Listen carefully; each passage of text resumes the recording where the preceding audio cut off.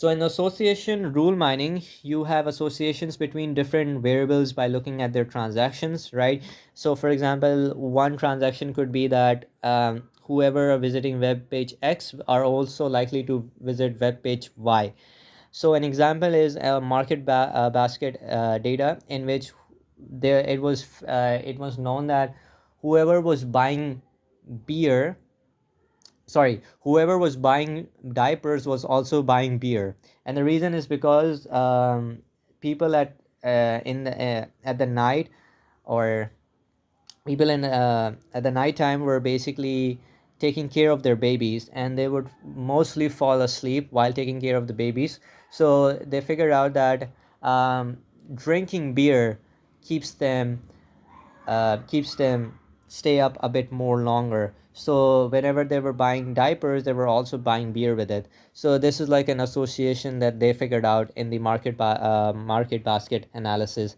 Then you have the other one, which is your web usage.net. So that this is basically very simple. That is that if you're looking at web page one, there is going to be a high chance that you're also going to look at another web page. So for example, you're opening a web page of deep learning, then it's most likely that you are going to open web pages related to data science, to neural networks, to chat gpt, to transformers and such things like that.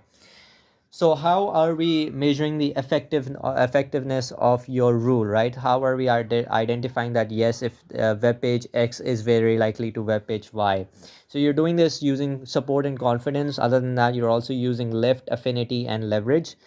So you're not using lift. We're not going to talk about lift, average, and affinity in this one, but we are going to talk about support and confidence. So there's an example of this matrix in which these are like different transactions, and you have like beer, bread, milk, diaper, eggs, and coke. And in this, you're basically saying that in transaction one, you were basically buying beer, your bread, milk, and transaction two, you were buying beer, bread, diaper, and eggs, and so on and so forth. So this is all of these. So an association rule is that you have some item set X which implies item set Y. Now note that this implies doesn't means um, this implication doesn't means causality, it means co-occurrence.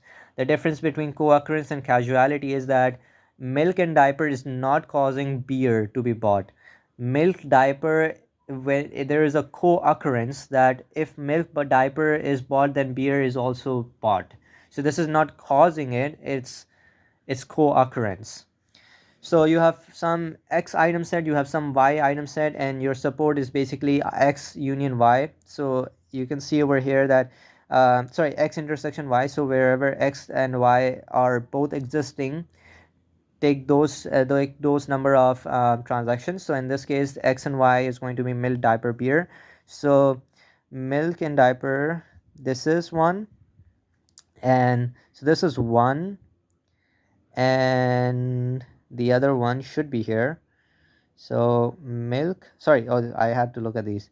So milk, diaper, beer, milk, diaper, beer. So that's only two, and the other ones, this is not there, and then this one it's not there, and that's not there. So we have two, and then you divide that by total transactions. So total transactions 5. So the intersection of X and Y divided by total transactions. So X is greater than. I'll get to this part in a little while, and then your confidence is given by again X and Y intersection. So that's going to be 2 divided by items at X only. So um, the ones with X is going to be milk and diaper. So milk and diaper is 1, 2, and 3. So you have 3 of those. So 2 and 3. So that this is going to be 3. Now the rules will only be applied if your support for a certain transaction is greater than equals to your minimum threshold. So for example, I've set my threshold to be about zero point 0.3, and this is going to be 0.4, so this is going to be accepted. This is zero point 0.6, this is also accepted. So if I say, let's assume my threshold is zero point 0.8, then this is going to be rejected and this is going to be rejected. So rules are based on this. um, so there's another approach that you can use, which is like brute force approach. So you're trying all of the rules and then you're basically discarding all of the rules, which is um, basically violating this rule condition, right? This minimum support and minimum confidence.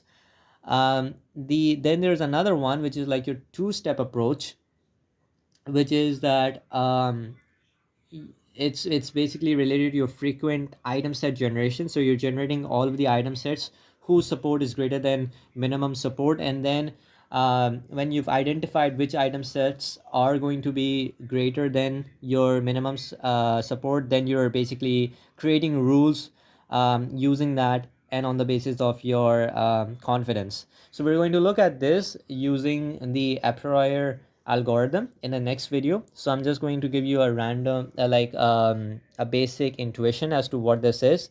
So in frequent item generation, you have your null, you have your transactions, and then these transactions are basically as these item sets are basically being mixed matched with one another.